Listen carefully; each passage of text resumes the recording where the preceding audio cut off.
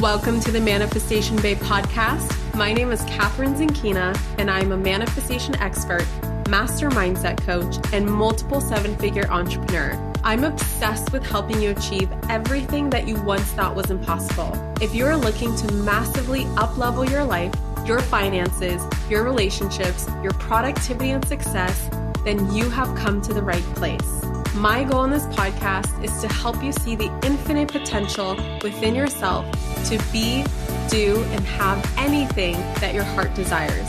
Think of this podcast as your weekly dose of mindset development to help you maximize who you are and where you're going. Leave it to me to provide you with the tools, the resources, the strategies, and teachings that you need to manifest a reality wilder than your wildest dreams. I know we're about to have so much fun together, so thank you so much for pushing play today. And now let's begin. Hello, gorgeous souls, and welcome back to another special episode of the Manifestation Babe podcast. I'm finally back from a magical 2 weeks in Sedona, Arizona, taking some well-deserved time off after a launch, and now I'm ready to get back into the game of creating more podcast episodes to help you keep diving deeper into things, all the good things we love, like manifestation, spirituality, all that good stuff. Today, I have a guest on the podcast that I actually interviewed before I left to Sedona. And I have been so excited to release this episode ever since. I actually had to practice my patience, unfortunately, since I gave my entire team a week off after launch so that we can all come back ready to rock Q3 of 2020. And here we are, ready to rock. So my special guest today is Jodi-Kay Edwards, who is someone who I met inside of my Rich Babe Academy back in 2018. I actually brought her onto a live stream the last time I promoted Rich Babe Academy because she was one of my testimonials, and she was someone I had an instant connection with. Literally, I could talk to her for hours, and I've been following her ever since because she puts out some really good content. So today I brought back Jodi, except this time it's time to talk all about her and her journey as a business and visibility coach navigating the year 2020, as well as being the voice for her community, promoting diversity and inclusion in the spiritual entrepreneurship space. I absolutely loved this conversation. It is a convo I could have kept going for hours, and you will see why in just a moment. Jodi talks all about the importance of being the voice and having a voice in a time such as this where old racist paradigms are brought to the surface, the importance of honoring the message that's on our hearts and following our intuition at all times to stay in alignment, what it was like growing up as a poor immigrant and having to shed the low self-worth and victim mindset to get to where she is today, what it's like to operate from flow rather than hustle, as well as a really deep dive into bringing more inclusion into the spiritual space and a deeper dive into what manifestation is like from her unique perspective. She shared so many mic drops, and I even jokingly said that she blew my pineal gland at some point in this interview. So without further ado, let's take it away with Jodi-Kay Edwards. Hello, gorgeous souls, and welcome back to the Manifestation Babe podcast. I have a special interview today with my friend Jodi-Kay Edwards, who is an entrepreneur, a business coach, a visibility coach, and literally just such a joy to talk to. She's actually one of my students that I got to meet, I believe, last year. And recently, I've really been engaging in her work, and I am just so inspired by this beautiful soul. And we've been talking a little bit about what do we want to bring to this podcast episode. And I think you guys are in for a treat because Jodi is someone who believes in sharing whatever is on your heart in the moment. And there's a message on her heart, and I'm so excited to dive into it today. Jodi, how are you doing? I'm doing so well, Catherine. Oh, what a great intro. Well, thanks. I was telling Jodi how we're just going to flow and we're just going to get into it. And like, no matter what we have planned, it's not going to go that way anyway. So we might as well just flow right into it. I forgot to ask, do you go by Jodi or Jodi-Kay? So Jodi normally, but like my social media is Jodi-Kay everywhere. But I feel like Jodi-Kay is like if I'm in trouble with like my mom, even at 30, she still is like Jodi-Kay. But Jodi is totally fine. Okay, so you're not in trouble. So I'm going to call you Jodi. Jodi, for anybody who does not know you yet, can you just share a little bit about you and what you do and what you're passionate about and anything you feel that is relevant to this podcast episode? Absolutely. So I am like a super woo, like I would say mix the woo and the do. So I am a business coach and elected visibility queen. I am really focusing on helping early stage entrepreneurs years 0 to 3 gain visibility online. And I always say without the sleazy sales systems, because when we can tap into our intuition and just listen to our heart, exactly what you said, we can run our business. I'm going to say by design. I know we both love James Wedmore. So it's so perfect, but literally run your business from your heart. So that's me in a nutshell. I love that. Can you just share a little bit about how you got into that? Because, you know, running your business, your intuition is not something that is necessarily taught in any business school that I'm aware of, like any traditional business school. And it's something that's really hot right now because, you know, people are just getting burnt out. They're just tired of this like hustle mentality. We're all about alignment now. Can you just share like how you got to where you are today? Like, how did you get to wanting to help other people with running their business by their intuition? Yes. And it's so wild that you said that. So my business is literally LLC'd as alignment is a new hustle. And so when you said those 2 words, I was like, okay, absolutely. It's really all about aligning the mind. My background just really growing up in poverty, moving to America from Jamaica, having to unlearn all of this just like negative self-worth and get myself out of victim mode, I really realized that was the first step to being in alignment with my purpose. It was almost like I had my foot on the gas, but I also had my foot on the brake prior to really tapping into my intuition and realizing that running a business could be fun, right? This gets to be easy. This gets to be however I say it is. And I started my business in 2017, and that's actually literally, I want to say around the first time I found your free challenge, Manifestation Babe Money Challenge or something, right? I can't remember. Not even that long ago. But from there, it was only like an additional sign that, yes, you are on the right path. And I started seeing angel numbers and, 111. And then before, it's so wild. I feel like you're going to be like, are you stalking my life? No, girl, we're just in flow. So like right before you got your Audi, I was like manifesting an Audi, and that was my car, my angel, what do you call that? Like your sign? I was going to say angel car. Yeah, like your sign or something like that. Something like that, right? And so I realized I was in this like, I know Abraham Hicks speaks about the vortex and we all kind of interpret that differently, but I was in this flow where things were just happening for me. Not only was I like a queen at manifesting thanks to you and your amazing programs, but I also was just like naturally able to attract what I wanted for myself. And I was like, look, I can teach other entrepreneurs how to do this, especially early stage entrepreneurs, because they're so overwhelmed with all of the systems and what they need to do instead of focusing on who they need to be and how they need to show up.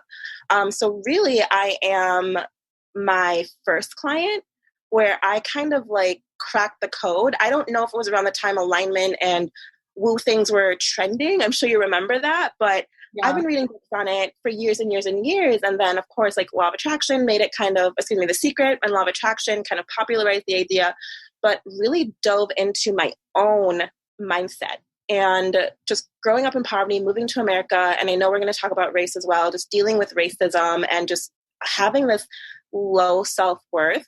I wanted so much more for myself in my life, but it was almost like a block. Like there was something, and I'm not too keen on the word block, but there was something in my way, yeah. And I had to energetically get rid of it, right? But everything that my business stands for today stems from my past, my history, and what I'm trying to achieve in this world, which is really just being a light at my darkest times, when I was at the bottom of the well, when I went through, I was assaulted, I was attacked, all of these just insane things were happening and I couldn't figure out why. But I realized I could be my own light and eventually light up the world. And I really vowed from a young age on that I wasn't going to be one of those people that the world and everything that happened to them made them bitter. I really was like, I'm going to be a light. And so when I started Alignment as a New Hustle, it was really all about, I'm so sick of, mad respect for Gary Vee. Met him, he's amazing, right? But I'm so sick of certain entrepreneurs glamorizing the hustle because there's so much burnout there. There's so much pain there. And if we can just align with what we want, we don't really need to hustle. We can still get the same things out of life and our business and ourselves and from even other people if we just take a moment to just let it fall into place and align. And the flow portion for me, flow means something to everyone else, but I'm super woo. I actually live my life by the moon. And our bodies are made of 60% water. So I really, really am in the ultimate flow because I do things in my business when I feel like it because that's my body's natural cycle. And we're not even talking about Aunt Flo coming to town. We're talking about the fact that Mondays and Tuesdays, I might be it's going to be a fire element. So I'm super fired up. I'm closing sales and closing deals. And then on an earth element day within the week, I'm going to be grounding. Well, I ground every day, but grounding and really just meditating and journaling. So, oh my gosh, if you're looking for that woo guidance and applying it to your business, I'm your gal. Oh my God. I just love you. You are lighting up the world. You are a light. You are such a beautiful light. And everything that you're sharing is so funny because I just closed the launch yesterday. And guess what the hell I did on my last day? The cart close day when most people are the busiest and in front of their computer. I decided for some reason, I woke up yesterday and I was like, I want to play video games. Yeah. And I was I haven't played a single computer game. And by video game, I literally just mean on my MacBook. So I'm like, what can I play on my MacBook? And I realized that I bought years and years ago that was still linked to my oldest iCloud account from who knows, my first iPhone or something like that. This whole time I've been an owner of, do you remember the game Roller Coaster Tycoon? That is my game. Let's talk about it. It is, I did not realize when I started playing it, it's you got to be an entrepreneur to understand that game. You got to understand profits and how much you're pricing things and making enough money to invest in new roller coasters. And I was make people happy, right? That too. Make people happy and want to come back to your park. So anyway, that's what I literally did the whole day, Jodi. I built a whole park yesterday and ended with a successful launch, and it was just so in flow. And I realized that that is the key. And most people, they do not believe that it's possible. They don't believe that you can just do what you're most called to do, which tends to be the path of least resistance. That tends to be the path that feels the most fun. They think that they need to struggle. And I'm curious from your perspective, you said that you came from, a rough past where you had to deal with low self-worth. And I'm curious, do you see a connection between low self-worth and needing to hustle? It's you need to prove something because you don't believe that you are worthy of the client or the money or the success. Do you see a connection there? I'm just super curious. Oh my gosh, absolutely. I 100% know I can speak for myself, but so for the podcasters, I am Jamaican. I am a Black female entrepreneur, and my sense of low self-worth came from generations and generations and generations of just generational trauma. Yeah. And even growing up, with a loving mom and just not having that dad there, even back in Jamaica, there was a certain class system. So even growing up, at a very young age, there was this whole idea that I wasn't good enough, right? Literally, Catherine, my childhood was climbing coconut trees and hanging out in abandoned buildings with my friends and drawing chalk on the ground and hopscotch. Kids today don't even know, but I was so happy back then, right? I didn't have a PlayStation or iPhone or anything to watch. It's insane when I go, before the pandemic, but when you go into the airport, you see all these young kids with these massive tablets. I'm oh my goodness. Times have changed, right? Times have changed. But absolutely, not only stems from just my background and my culture and my history, but coming like almost anything I did, it's just always having to prove my worth. Right. And we can just get straight into this right now. This is the message that's been on your heart. So just dive in, take it away. Yeah. Yes. Perfect. I love this. I love this energy. I love this space. A lot of it was not being smart enough at first. Right. So then, being very, very smart. Let me reverse this. Being too smart, I should say, but still not smart enough. So there was this like pressure for me of just having to make good grades because we were poor and I was an immigrant, right? And then being too smart to my peers and not only getting picked on for that, but then also just not fitting in. And so that low self-worth was really conflicting for me of like, I'm very, very intelligent. I started playing piano when I was 2. I've been reading books before most babies even learn how to read. And that was just it. When you're in poverty, the mode is you need to do something to get yourself out of it. You can't just be average. And I remember at the age of 7, my mom said, Jodi, you're going to have so many marks against you. And this was like even before I learned about the Scarlet Letter, but she was saying you're a triple threat. You are female, you are Black, and you're ambitious. And so the world is not going to be very accepting for that. They're going to see your ambition and your intelligence as a threat. And so my low self-worth, you would think, right? One would think that's like, oh my gosh, I'm pretty cool, huh? Like I'm super smart, I'm cute. No, girlfriend. It was like, okay, so yeah, this really is, now I have to dumb down my resume. So this was even before entrepreneurial days. And now I have to be smart, but not too smart, right? Mm-hmm. I don't want to be a threat because I don't want my boss to feel threatened by me and some crazy incident happens.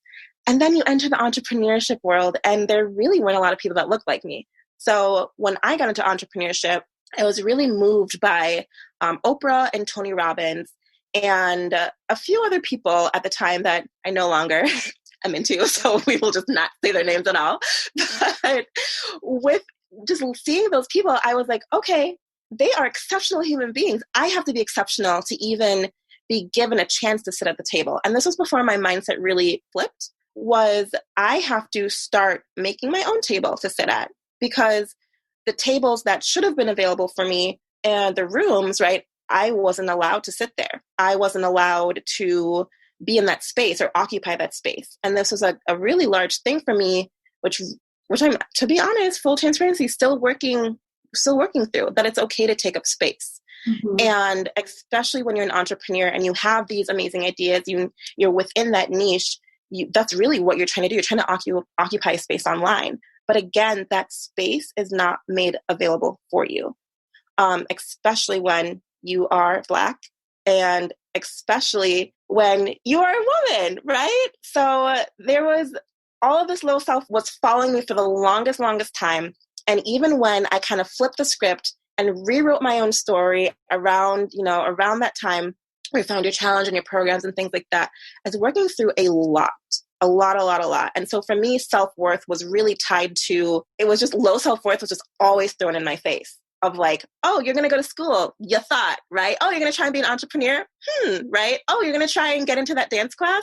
So you're going to try and keep playing piano, right? All like literally everything was either, okay, I'm not good enough to just be here. So I have to be an overachiever. And I nearly killed myself from the hustle. So if we go back to the beginning of this conversation, to me, I remember the day I Googled Alignment's New Hustle, and a few things, it was weird. It never came up in exactly those words. So of course I had to trademark it right away and LLC it right away. And I was like, oh my gosh, no one has these words in this order. It's mine for the taking, right? Only a true entrepreneur would say that. Oh my God, I need to trademark that. Yes. And so I was like, alignment is the new hustle, because this whole time, my whole life, I was hustling to be good enough. I was hustling to prove my worth constantly.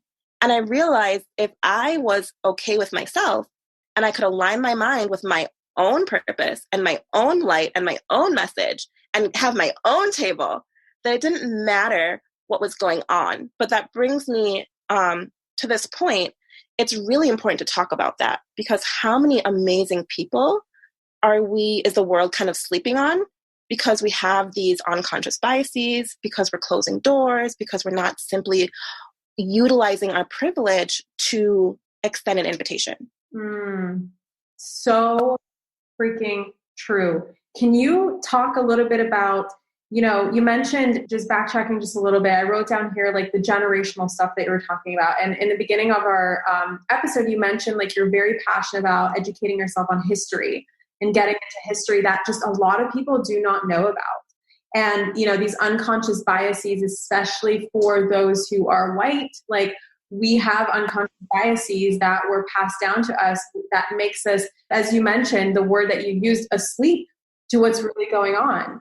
And what, for instance, one demographic, which is you, the female Black entrepreneur, like that they're facing. And it's just all of this low self-worth based off of needing to mold yourself to fit in with a society that is not wasn't designed to help everybody thrive, right? It's a very selective society. Can you talk a little bit about, I'm fascinated to learn more. I love learning from you. I've been learning from you a lot in the last couple of weeks. Can you talk a little bit about that history? What is that history? What might some people not know about? And then how can we take away some actionable things to really create change where nobody has to struggle with low self-worth for most of their life because of the messages that we pass down, whether conscious or unconscious? Absolutely. And I'm definitely going to speak for myself again in the situation. But when we have that awareness, we can be more in tune to what other people are going through, what other demographics, what other races, especially. And I'd love to focus on the Black community because that's kind of like where my expertise is. And I just have to preface, just because I'm Black doesn't mean I am like a genius at this. So these are my thoughts. Don't come at me crazy. Please self-educate. Please, please, please self-educate. That is my disclaimer. But what I noticed was, oh my God. That you are probably not going to run into any crazies. My listeners are some of the best people in the world, except for like the one out of like 100,000 that comes on and leaves a 1-star review. So everyone's going to be very loving. And just so you guys know, be nice, be kind. Okay, go for it. Yes, thank you. Yes. Oh my gosh, the community is amazing. I agree. You said something that was so on point, and it's how I interpreted it was the justice system does not need to be fixed. It needs to be changed, right? It was never right to begin with. It was never created to protect Black people. Mm-hmm. And let's go all the way back to slavery, right? So I'm just going to give an example. With the 13th Amendment, that made it unconstitutional for someone to be held as a slave, but there's a loophole. And the loophole is there's an exception for criminals, right? So within that, and I'm going to read it verbatim, neither, quote unquote, neither slavery nor involuntary servitude, except for as a punishment for crime, whereof the party shall have been duly convicted, shall exist within the United States or any place subject to their jurisdiction. And so from that, what happened next, right? African Americans started being arrested for minor crimes like loitering or vacancy. And the image of Black males were just criminalized. And if we take this all the way back to slavery days of when we talk about low self-worth, and this is where the generational trauma comes into play, when you had slaves on the ship coming over, so many people in one small, dark, enclosed area, of course, when they're sitting in their own feces and just not being fed, they're dying, they're sick, and they're breeding diseases because of the environment that they're put in. And then they get off of these slave ships to co-work or, do what their quote unquote contract said they had to do. And again, being Black almost is given this scarlet letter of oh, they're dirty, they're gross, right? Mm-hmm. But let's take a look at why being put in that position. And then coming forth with just this overall idea of not being equal, period. So because you're a slave, you didn't have the same rights technically because you're a slave. You would automatically were put in this lower class. And then we can fast forward to segregation laws where because of slavery and because Blacks were seen as dirty or inadequate, right? Not allowed to mingle with society based on the sole fact that they just weren't good enough to be around everyone else. But we have to remember where that started. And it only progressed. It only got worse. With segregation, there's this whole idea that, okay, well, Blacks need to drink from the Black water fountain, right? Blacks need to have their own services. Blacks need to be here. And then we can look at redlining and all of that, which we're not going to get into right now, but we're going to have some amazing resources for you guys in the show notes for sure. But within that, now the community is literally by law, it is a law. You're going to be a criminal if you break this. So on top of that, we have this beautiful moment that I as an entrepreneur see that I would love for my other entrepreneurs to see. Because Blacks were forced to live separately, there is this moment of Blacks coming up with their own services, right? Coming up with their own celebrations.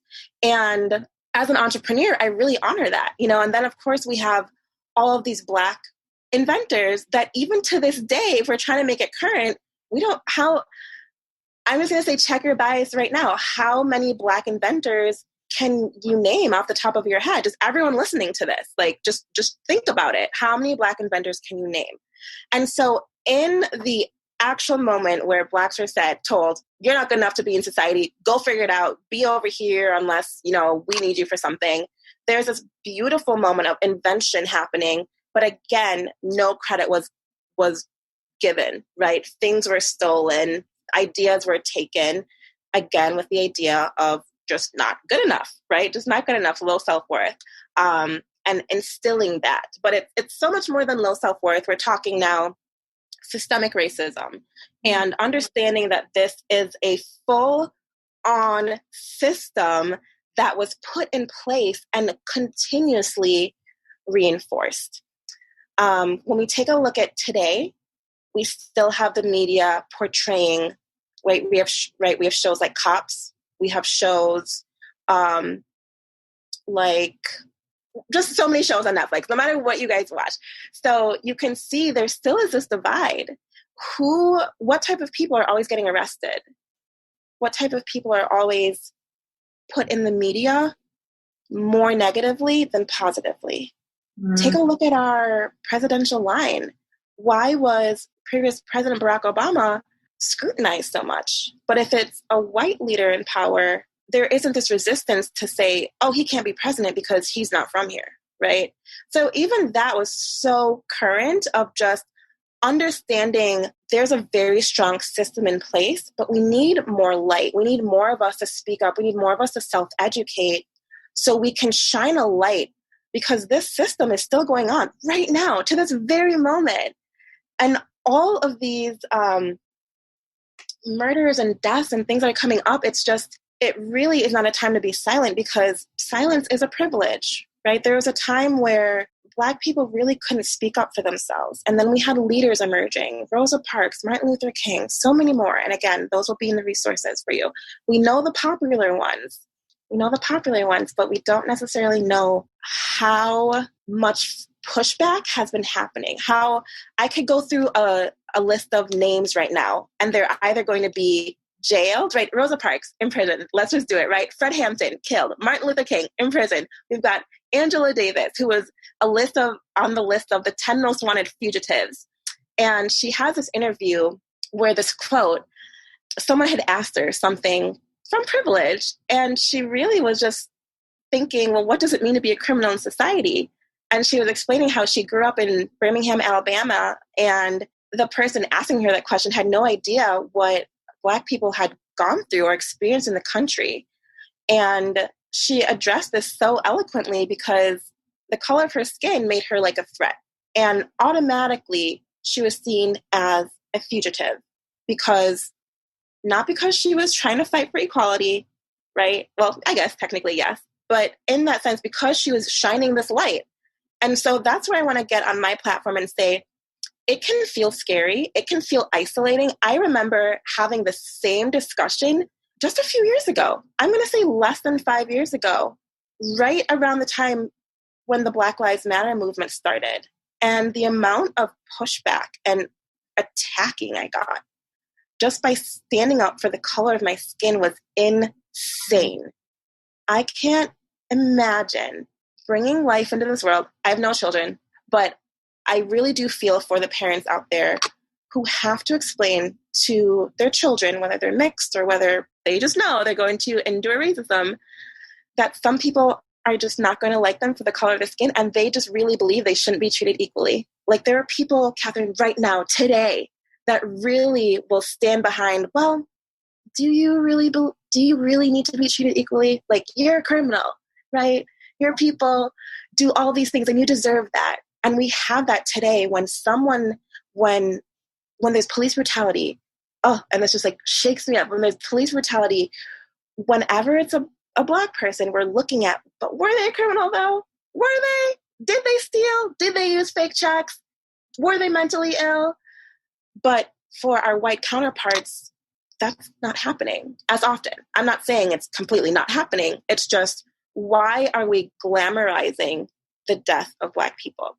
Literally this year in 2020, we have proof from what's said in court. If you do the research, you can literally see the words of, we were hunting him, right?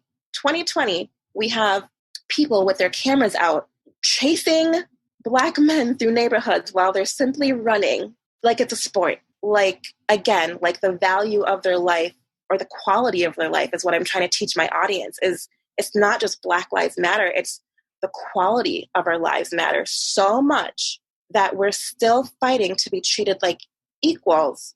And people today still have the audacity to tell us no. Jodi, that was a lot. I have a quick question for you. No, that was amazing. Okay, that was like, I could listen to you for hours because I'm getting so much education right now that I know that my audience is also loving this and getting lots of education as well. I have a quick question. I'm just curious. You mentioned how you got pushed back, less than 5 years ago when the Black Lives Matter movement came out. I'm just curious, from your perspective, do you sense a difference with this time? Like, do you sense a difference right now than you did before, or is it about the same? Is it worse? Like, are you getting as much pushback, less pushback? Are you seeing more allyship? Like, can you kind of shine light to that? Absolutely. And this is the beautiful thing. It's very bittersweet because there is absolutely no pushback this time around. And for me, the first death that I was aware of was enough. And it's happening consistently. And I really don't know why the flip switched, but I'm happy it did.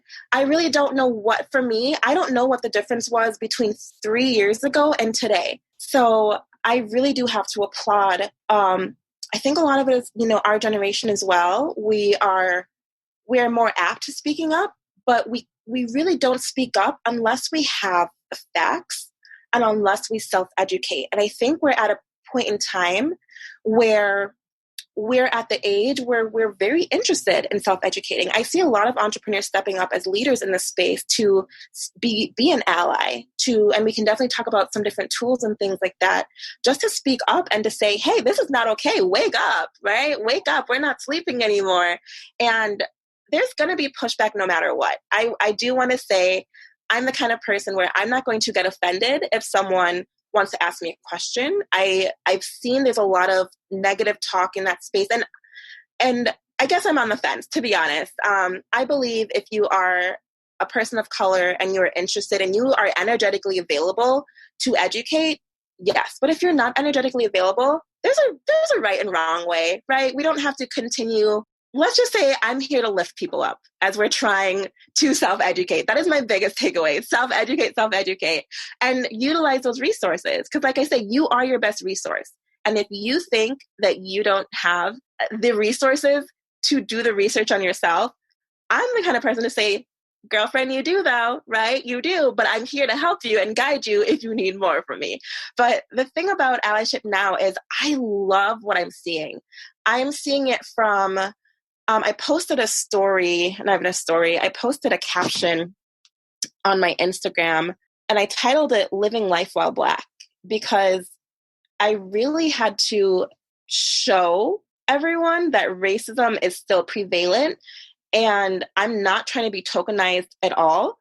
It just kind of naturally happens because people know me. For a lot of people, I'm their I'm like the only Black coach that they know, or I'm the only quote unquote Black friend. Do I agree with it? No, but there's a level of, if you're willing to do better once you know better, I'm here for that growth. But I'm just saying, like, okay, it's 2020. Like, I get it if you lived in a small town and this is your first time, that's totally fine. But there's a conscious decision we can make to say, let me not be so uneducated on what's going on in the world. And that's where the anger is coming from, is people are really refusing to understand that history, when Black people, we learn white history before we learn our own. Technically, if we, well, it shouldn't be that way. I know my mom took the initiative. I had homeschool after school.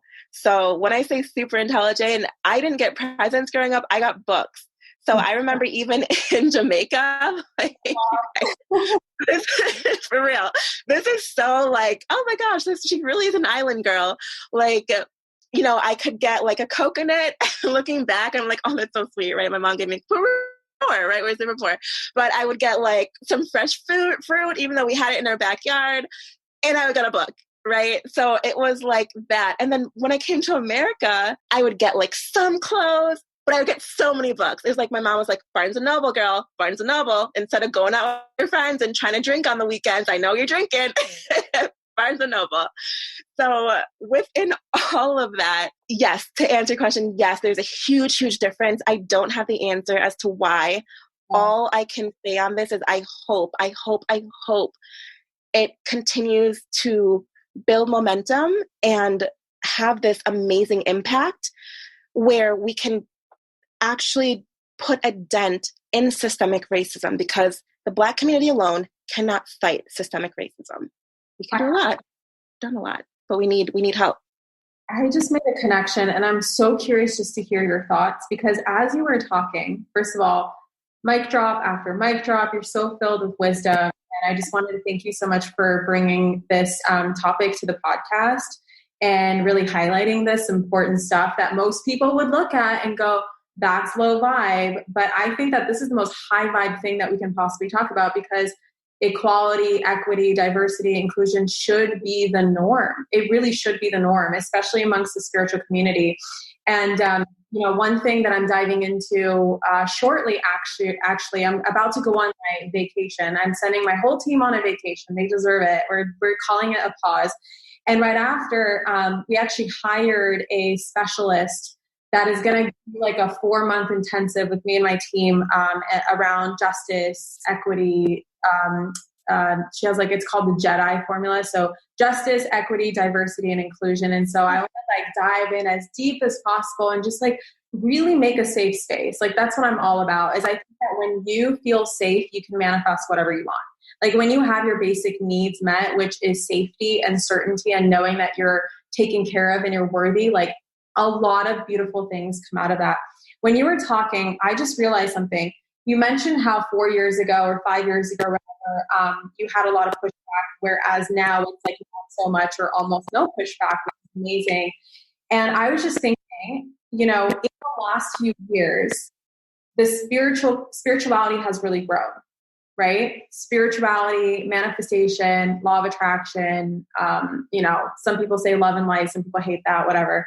And, you know, there's a lot of talk right now around how the spiritual community is part of the problem and how manifestation is just white privilege and all this stuff. And I was just thinking about, like, as I've grown in my spiritual journey, how my heart has literally expanded for all of humanity, and how throughout my journey of realizing that there's so much more to life than just me and how I'm really here to serve other people. This is what allowed me to get to a place where I am so open to this kind of education, where I'm able to see this kind of thing and want to find a solution. And I'm just curious, do you think there's some sort of connection? Because you're all about the woo, you're all about the spirituality. Like, do you think that maybe that's part of the contribution, is that people are waking up, and part of this awakening is allowing us to be able to create a space and environment where we start to think about the solution and become part of the solution? Absolutely. Within the spiritual realm, we all go through a level of awakening, whether you are at awareness level 1, 2, 3, 4, 5. Right now, I try to unpack a lot because there was something you had mentioned where I'm just like, oh my gosh, the spiritual community, why did, why does it have to be a place where it was just like, again, so isolated? Why couldn't the spiritual community be a place where all types of people were hanging out, right? So I don't blame the spiritual community because historically, lives are very spiritual, right? We had hymns, singing, all of that. And then I totally get where you're coming from and what you said, because I've seen that too. I saw. English is hard. But I really, really noticed we have to also look collectively as a whole who's waking up. Because I'm going to speak on both sides. I know there are a lot of my Black friends being silent right now. Right? And let's talk about that because I am for equality and with everyone. I'm not going to just give you a pass just because you're Black, right? I'm not going to give you a pass just because you are a quote unquote good white person. I'm really here for inequality.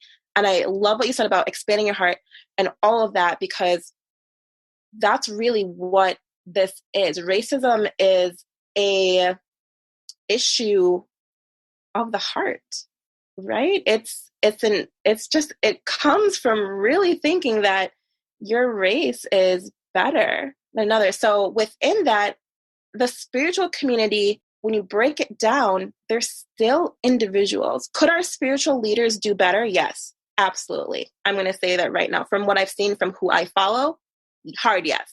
But I'm seeing too is people aren't as aware as they thought they were. When we talk about staying within your zone of genius as entrepreneurs, right?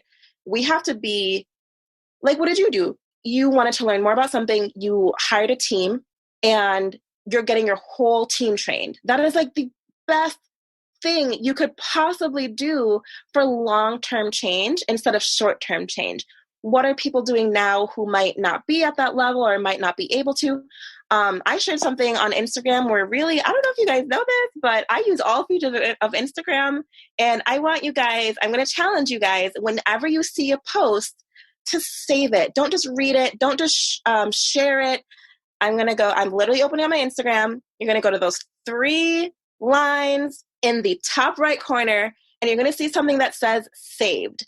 Now, if you don't know how to use Instagram, right now there's so much amazing resources out there. If you see something, click that little flag on the right. It might move, I don't know, because it's Instagram. Save that and call it something. I've called mine. I have several. So I saw your video. It's genius. Yes, that's something we can do, right? So I have one that's pull up for justice. I'm starting this movement. I'm going to be looking for people to contribute like 1-minute stories and trying to put together a documentary to help this exact message, Catherine, go a lot further. Because there's so many people like you and I that our heart has been ready and we are ready for long-term change. And we're looking for more allies, right? We don't mean just for you, Catherine, especially like you're expecting your team to be allies to jump on board. And that's what we need to do. You know, as a Black female, I'm looking for really whatever help I can get, as long as your heart is I don't want to say as long as your heart is in the right place, your heart needs to be in the right place and you need to be open to self-educating and being a light as well. But again, with the spiritual community, it's so easy to place the blame. And I always say, like, whenever you point a finger, there are 3 literally look, 3 pointing back at you. Like, how many fingers do I have? There, and there's 3 pointing back at me and 1 at you. Yeah. That's so true, right? Yes. We both just did it. And so are we looking at the 3 pointing back at us? Because if we were, all of the fleck the spiritual community is, and I'm in it. So of course I'm going to be a little offended because I'm going to be like, hey, you're really maybe looking at the wrong community. If you're really thinking the spiritual community isn't doing enough, that's a problem. Oh my God. I'm loving this conversation. I am just loving this conversation. I know that you have tons of resources that we're going to link into the show notes. So guys, if you haven't started your education process or you maybe picked up some books and it was trendy to read them 2 weeks ago and now it's not trendy anymore, go back to those books, go back to the resources, listen to all of the content you could possibly listen to around this topic. It is huge right now, and it is part of our awakening. I believe it's part of our ascension. I believe that it is now time for us to create a world where every single human being is equal, where every single person is worthy and deserving of the best life. And we cannot do that with silence. We cannot do that without the shadow work. We cannot do that if we're sticking our heads in the sand and just being like, there's no such thing as racism. There's no such thing as racism. Like, there is racism, and there is white privilege, and there is all these things that are wrong with the world. But it is up to us, the inhabitants of planet Earth, to be part of the solution. And I think that, just as you're saying, Jodi, like, if your heart's in the right place and you're ready for it, like, we can all inspire each other as we go along. So maybe there's people who aren't ready and there's pushback or whatever. I feel like there's been a shift, at least just from what I've been seeing over the last few weeks on Instagram and on Facebook and basically everywhere I turn, just like listening to some of my mentors who have jumped on board as well with being part of the solution.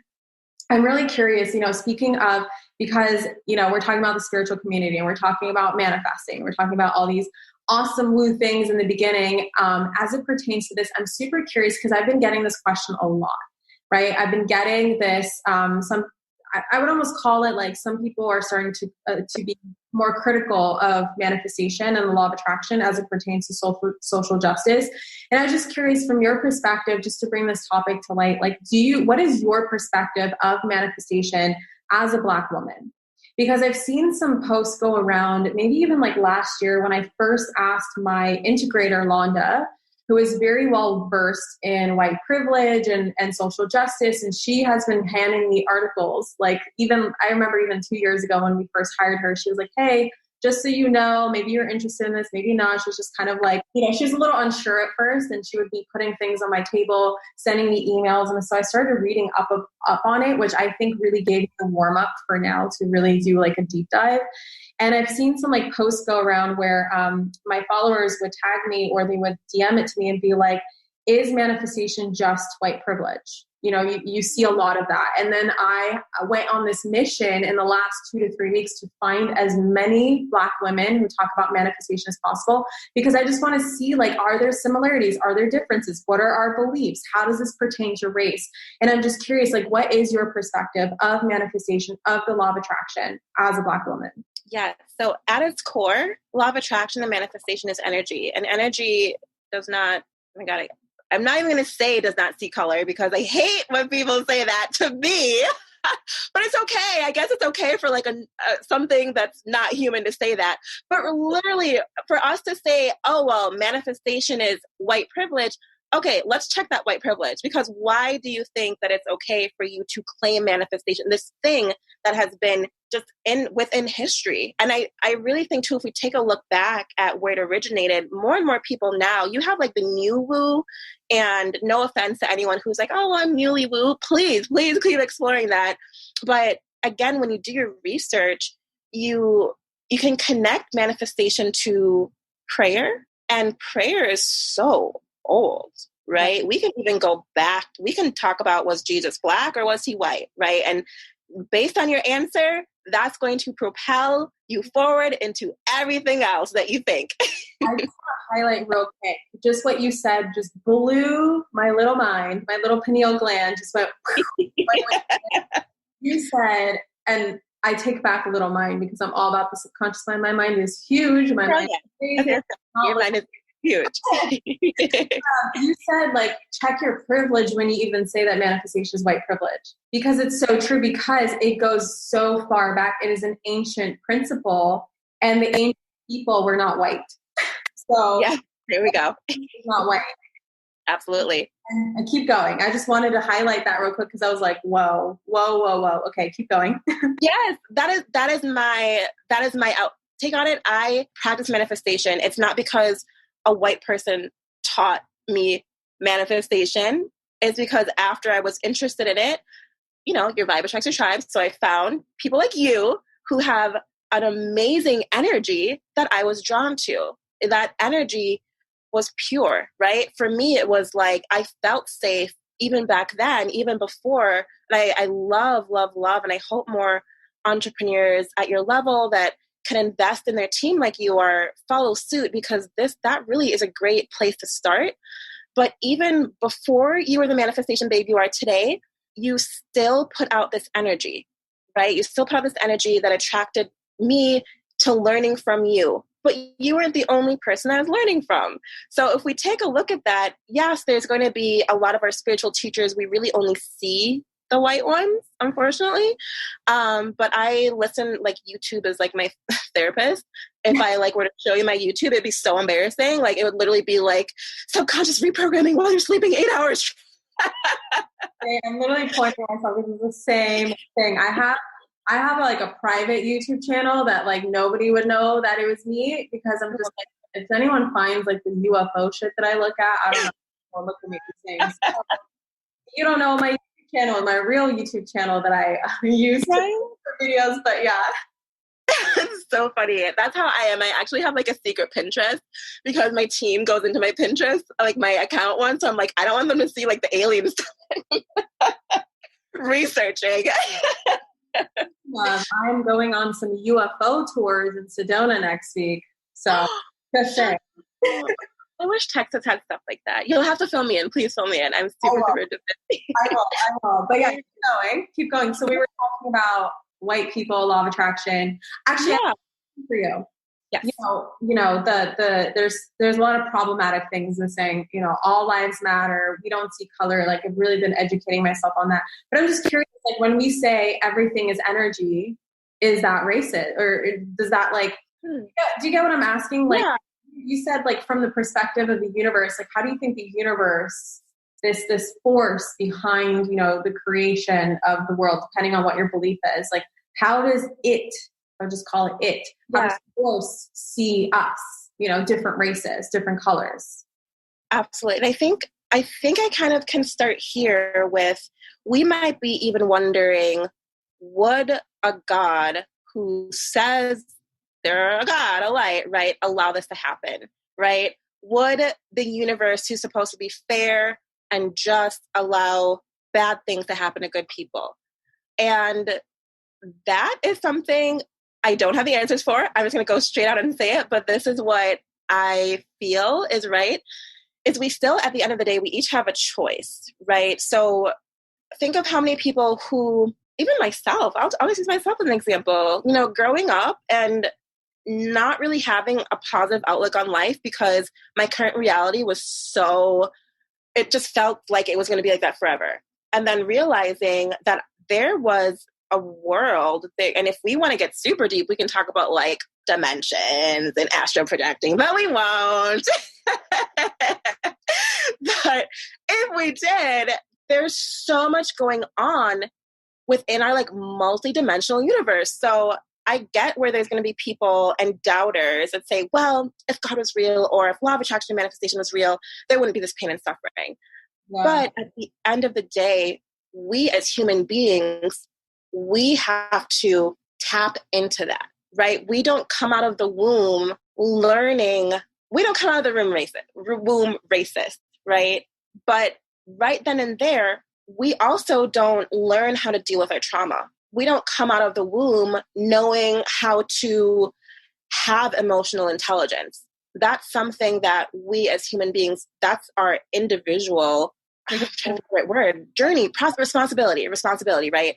Yeah. So again, if we are the kind of people that choose to tap into the right type of energy that will build the momentum to move forward, sorry, my non-woo people, I might be losing you here, but ideally, let's do it this way. Let's say you're sitting underneath an apple tree and one half of the tree is very fruitful and the other half of the tree has no fruit.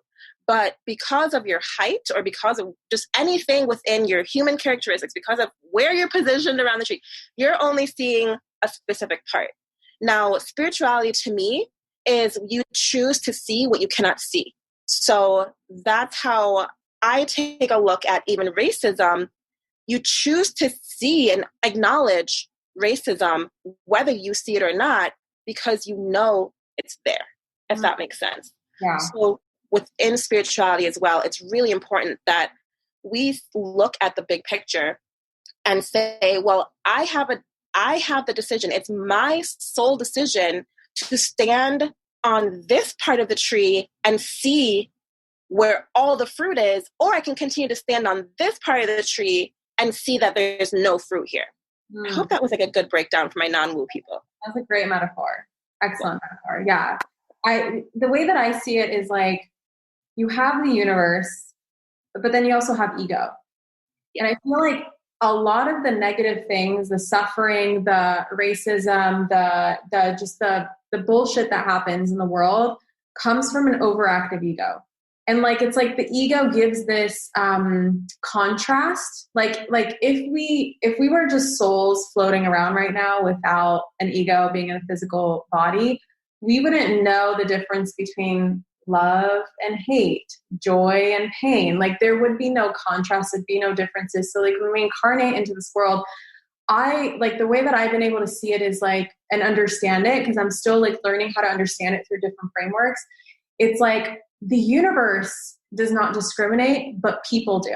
The ego discriminates. And when you have people with overactive egos, which historically have been white people, you know, thinking that they're better than everyone, and oppressing people who are not white, who are, you know, people of color, indigenous, Black, brown, however you identify, it's like, that is the ego speaking. And so through free will in this universe, we can create a horrible place to live in. I mean, we really do have the power to create that. And it's not necessarily like manifestation's fault or law of attraction's fault or the universe's fault or God's fault. Like people ask, like, how could God let this happen? How I've been able to conceptualize is like, God gave us the greatest gift, which is free will. And the free will is our responsibility of how we use it. And we've been using it in a really shitty way up until now. And I think that now a lot of people are waking up and being like, wait a second, I have a choice to be part of the solution. And I have a choice of how I can use my resources and use my heart and use my money. And let's just talk about money. Right. People demonizing money, and it drives me insane. And I know that you're someone who is, who has a great money mindset, and you teach money mindset. And I've been talking a lot about how like you could use your dollars. Your dollars are a tool to donate to organizations that speak to you. You can vote with your dollars. There's so much amazing stuff that you can do with money. Can you just talk a little bit about, now that I opened up the money mindset vortex, can you just talk a little bit about how you see money, and maybe perhaps like, I don't know, what we can, you know, and it doesn't just have to be with money. Like, let's just bring this back to like how else we can bring in more light and what else that's actionable that we can do to make a difference at this time. Absolutely. Money mindset is my thing. And again, like I really do have so much of what I've learned from you to attribute for that. And then that opened up the gateway to other people as well. But that was one thing I knew recently, right? Like 2016, that if I was going to do this thing, if I was going to let my light shine a little bit brighter and step into this role as an entrepreneur, an educator, a teacher, visibility queen, I really had to fix my money story. And as of right now, when you said voting with your dollars, let's talk about the reason why there is still racism today, because we have people in power not voting with their dollars in a way that's going to be beneficial for the greater cause. And as entrepreneurs, you just mentioned something so beautiful, choice, right? We still have a choice. We have a choice to be silent. We have a choice to speak up. We have a choice to connect with people who look differently than us. And as an entrepreneur, I teach my entrepreneurs, you have to be innovators. Don't wait until something like Black Lives Matter comes up for you to be like, oh, I should be different. Constantly be thinking, how can I create, oh my gosh, I pride myself on how well I ball things together, pat cell phone back. How can I create the ideal world that I want to live in within the free will that I was given? Mm. And a lot of us are complacent with just being okay. And for me, this could tie back to my previous like early stages or just how I grew up. But it's not so much me just always wanting to be great and always wanting to change things for the better. It's really just, I'm the kind of person, if I have the choice to be a millionaire, I'm going to be a millionaire. If I have the choice to not identify why I constantly have negative 17 cents in my account, that's also a choice. But again, if I'm saying I want to stand on this side of the apple tree that has all the apples, I'm going to fix my money mindset before it becomes a problem. And I'm going to innovate ways to move myself forward, vote with my dollar, not wait until someone says, this is what you should do, not ask other people, I want to do something, how can I help? I'm going to make my own way. And I would love for us to all to step into this innovator role, even for the non-entrepreneurs listening to this. There's so much you can do with your free will. And I would love people just for the next week or two to check in with themselves before they go to bed or when they wake up or whenever you do your morning routine or daily routine. Just check in with yourself and ask yourself one simple question. Did I use my free will today to do something that has a greater impact on the world? Or did I just use my free will today to make myself a sandwich and complain about my job or cry about the negative 17 cents in my bank account? Right? So that's a real simple tool we can all implement. It's just identifying, like, I hope you guys are taking notes because this episode should be a masterclass that people pay for, right? We've dropped so many gems, so many amazing questions and everything, but it's the education, it's the innovation, and understanding that you have the free will to create a world and get enough people on board to create that world that you want. Back then, in slavery times, this exact thing was happening, but not for the greater good, right? It only included a small section. Right. Imagine if we had more people, and let's bring this current. Imagine if we had more people like you and I, Catherine, that got together and was like, how can we actually share what we know with people? How can we tell people in our communities? How can I make my team better? That level of innovation that you and I have on the regular needs to continue with other people who might not have generated six figures. You don't have to, right? Like I focus on six figures and you just shared your beautiful story about, I don't even want to get it wrong. Girl, you better say it. What level are you at? Multi seven figure. Oh, sounds so good, right? I'm coming. I'll be there soon. Well, oh my God. It's all a choice, right? It's all a choice. And when we make that conscious decision to do better, not just wait till we know better. I was saying this before. Once you know better, you can do better. But Isabel Guava is a really amazing entrepreneur as well, who's just naturally included diversity and inclusion into her business, so much so that people really think like that's what she does. Again, I don't either. I really don't. I really focus on visibility and woo and do in business. But when this comes so effortlessly for you, people will naturally gravitate towards you to find out more. But she says do always. And that really, like, let's think about what that means. Like, do always means that even if you don't know the answer, you're going to find out. So you can always act like that. Jodi, I want to leave this at this point on this high. There's so much more that we can dive into, but I'm just going to direct everyone to come and learn from you. So can you share where everybody can follow you, where you hang out, and also where people can support your work? Absolutely. I'm on Instagram at Jodi-Kay Edwards, and my website is jodikayedwards.com, but definitely reach out on Instagram. That's where I spend a majority of my time. If you have any stories to share, I've realized that there's some healing in that, that people have just been saying, like, from all different races. This is a beautiful thing. From all different races, I've been getting so much like, oh my gosh, like this gave me permission to share this, and my daughter is going through this, or someone, right? And so that's really the momentum behind the documentary I'm putting together, Pull Up for Justice, is just showing that you don't have to look a certain way to know that everyone should be treated equal. I really want to bring that to like the public eye, because that's still something that we're like, wait, do I have to look a certain way to care about this? No, girlfriend, no boyfriend, guy, king, queen, I don't know. You don't. So Jodi Edwards is my Instagram handle. And then my Facebook group is called Alignment is a New Hustle, Strategies for the Successful Entrepreneur. There's no one better to bring that documentary message out there than the visibility queen herself. So yes. Okay, guys. Oh my God.